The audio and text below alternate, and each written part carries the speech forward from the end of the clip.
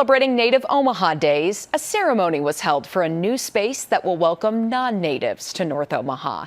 First Alert 6's Ron Johnson takes us to North 24th Street.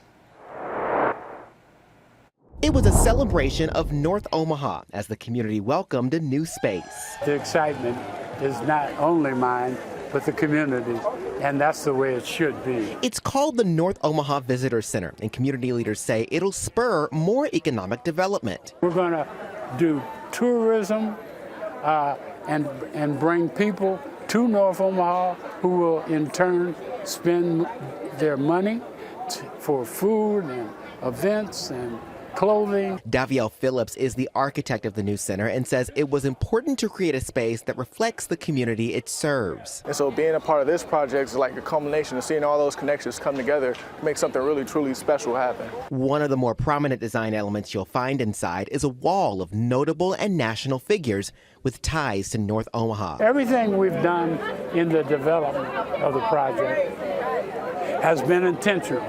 Those involved with the project want it to be a place of not only economic significance, but cultural significance as well, serving as a beacon for future growth. I want everyone that comes into the visitor center to feel welcome, for them to use the coffee shop and use it for their meetings, to conduct their business here, and to tell others about it. Come discover the soul of Omaha. In North Omaha, Ron Johnson, First Alert 6.